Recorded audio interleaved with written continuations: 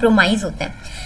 2005 से डेटा जो है वो 1327 डेटा ब्रीच मतलब इतना ज़्यादा हो जाता है कि साइबर अटैक्स में इसके अंदर क्या होता है, बहुत ज़्यादा इजी हो जाता है उनके लिए। ठीक है, अब क्या सीन है, अब पेंडेमिक का जब वक्त आया था तो उसके अंदर 1.3 बिलियन स्टूडेंट ने रिमोट शिफ्ट कर लिया, मतलब रिमोट लर्निंग की तरफ उसने शिफ्ट कर लिया था। और 30% ईयर ओवर ईयर उनका जो अटैक्स जो थे ना वो देखे जा सकते थे। जुलाई और अगस्त के दरमियान तो इतने अटैक्स हुए थे, इतने साइबर अटैक्स हुए थे जिसकी कोई इंतहा नहीं, यानी 30% अटैक्स ईयर ओवर ईयर। और ये चीज़ कब हुई थी? पेंडेमिक के दौरान हुई थी। इसके बाद एक और रिसर्च है, इन्हीं की ही रिसर्च है, उसके अंदर इन्होंने जो है वो बहुत ज़्यादा सब्सटेंशियल लॉस जो है वो यूएस के अंदर उन्होंने बेयर किए थे। और है ना ऑपरेशनल डिस्ट्रप्शंस थे, और है ना रैंसम डिमांड थी कि भाई अगर जो है ना आपको अपना डेटा वापस चाहिए तो रैंसम आप जो है वो उन्होंने डिमांड करना शुरू कर दी कि हमें रैंसम चाहिए। सही है। इसके बाद जो है उन लोगों ने कम से कम $1.14 मिलियन उस रैंसमवेयर अटैक पर क्या किए थे, पे किए थे। ये यूनिवर्सिटी ऑफ कैलिफोर्निया की मैं बात कर रही हूँ, सैन फ्रांसिस्को के अंदर।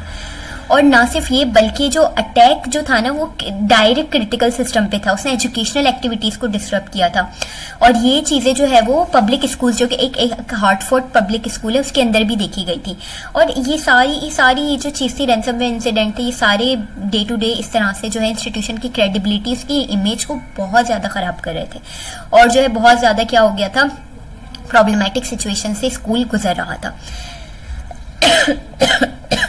इसके बाद एक्सटेंडेड सर्वर डाउन टाइम का एक क्रिटिकल इम्पैक्ट है प्रोडक्टिविटी। एजुकेशन एनवायरनमेंट के अंदर प्रोडक्टिविटी चाहिए होती है, और लेसन प्लान, डिजिटल टूल्स जो होते हैं उसके अंदर आपकी लेसन प्लानिंग होती है, कॉन्टैक्ट डिलीवरी होती है, स्टूडेंट की कम्युनिकेशन होती है। अगर आपका सर्वर डिसरप्शन कर जाए तो क्या होगा, आपके सारे रिजल्ट्स कंप्रोमाइज हो जाएंगे। लर्निंग एक्सपीरियंस की जो कंटिन्यूटी है वो कंप्रोमाइज हो जाती है।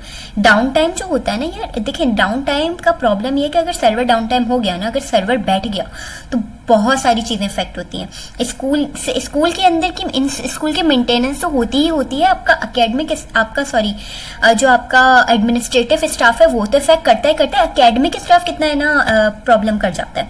ठीक है, तो ये सारी चीज़ें जो हैं वो क्या करती हैं, आपके एजुकेशनल प्रोडक्टिविटी को कम करने लगती हैं, उसको डिक्रीज करने लगती हैं। During down time access to online learning platforms आप कर सकते हैं। इसकी मिटिगेशन ये है कि लर्निंग प्लेटफॉर्म्स पे जो है वो ऑनलाइन आप है ना बच्चों को कनेक्ट करना शुरू कर दें, कोर्स मटेरियल्स और जो है वहीं से प्रोवाइड करना शुरू कर दें। इसके अलावा स्टूडेंट्स को इंटरेक्ट करवाने की कोशिश करें। जब तक डाउन टाइम का मसला है ना, उनको कोशिश करें कि एजुकेशनल कॉन्टेंट दें और उनको असाइनमेंट्स कंप्लीट करवाने की कोशिश करें। ठीक है, इसके अलावा जो भी नीड्स हैं या फिर जो भी पोटेंशियल वर्क है, जो भी आपकी रिक्वायरमेंट्स है, जो इनिशियल रिक्वायरमेंट्स है, उसको अप्रोच करने की कोशिश करें, उसको ठीक करने की कोशिश करें। तो यहाँ पे मैं ये वाली OAKSI 2021 की जो है एक रिसर्च है, उसमें इन लोगों ने बताया है कि क्या प्रॉब्लम फेस करता है इंस्टीट्यूशन और उसकी मिटिगेशन क्या है।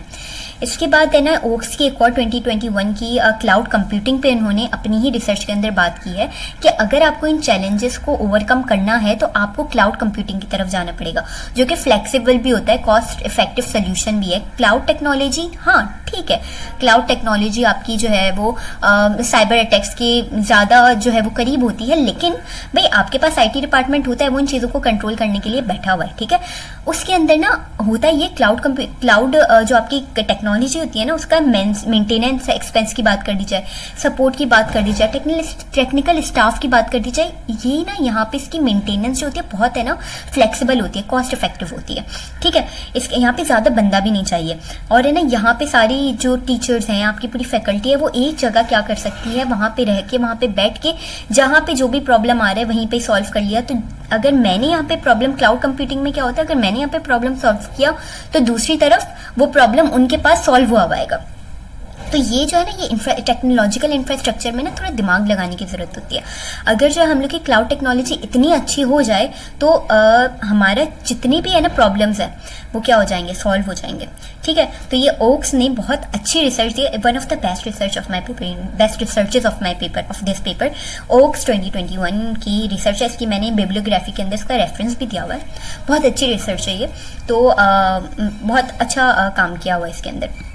बहरहाल मूविंग ऑन टू अब है ना सर्वर डाउन टाइम को अगर मिटिगेट करना है तो जितनी भी डिस्ट्रप्शंस है आपको है ना अपनी जितनी भी ऑफर्स उसको स्केलेबल करना होगा, आपको अप्रोचेस को पकड़ना पड़ेगा। देखिए हम लोग है ना अच्छा ठीक है ये हो गया फाइन, हम लोग उसको छोड़ नहीं सकते, जाहिर है हमें कोई ना कोई एक हमें सोल्यूशन तो निकालना पड़ेगा ना। तो जहाँ पे भी देखा जाए गूगल हो गया, अमेजॉन हो गया, माइक्रोसॉफ्ट हो गया, क्लाउड सोल्यूशंस, ये सारी इंफ्रास्ट्रक्चर बहुत वाइड रेंज की एप्लीकेशंस अपने पास रखते हैं। इनके पास बहुत वाइड रेंज, इनकी साइबर अटैक आसान नहीं होता। ठीक है, अगर मैं आपको है ना एक MOOCs की बात बताऊं तो मैसिव ओपन ऑनलाइन कोर्स की अगर मैं बात बताऊं तो ई लर्निंग को बहुत ज़्यादा सपोर्ट करता है ये। तो अगर सर्वर आपका डाउन टाइम हो भी गया है तो हम लोग क्लाउड कंप्यूटिंग की तरफ आ सकते हैं। ठीक है, अच्छा भाई, अगर क्लाउड कंप्यूटिंग में इंटीग्रेशन करी जाए तो आपकी है ना काफ़ी अपॉर्चुनिटीज़ ओपन होना शुरू हो जाती हैं, आपकी एजुकेशन सर्विसेज इन्हांस होती हैं, आपकी लिमिटेशंस जो है वो ख़त्म होना शुरू हो जाती हैं और आप अपने इंफ्रास्ट्रक्चर पे आपका होल्ड आ जाता है। इस रिसर्च की मेथडोलॉजी जो है, इसकी डाटा कलेक्शन जो है वो ज़्यादातर केस स्टडीज़ से की गई है, एकेडमिक जर्नल से की गई है, इंडस्ट्रीज रिपोर्ट्स से की गई है। जैसे मैंने आपको ओक्स का बताया और है ना आपका वो मैंने गॉन्जलीस और मार्टिनीज की रिसर्च बताई, तो ये सारी केस स्टडीज़ थी। और गवर्नमेंट और है ना एजुकेशन इंस्टीट्यूशंस की रिपोर्ट्स थी। साइबर सिक्योरिटी का मैंने आपको एक अभी इससे पहले एक इंसिडेंट डेटाबेस बताया। ये सारा डेटा कलेक्ट जो है वो ज़्यादातर इन जगहों से किया गया है और काफ़ी इसके अंदर रिसर्च वर्क, पेपर वर्क बहुत ज़्यादा अंदर इस रिपोर्ट के अंदर लिया गया है।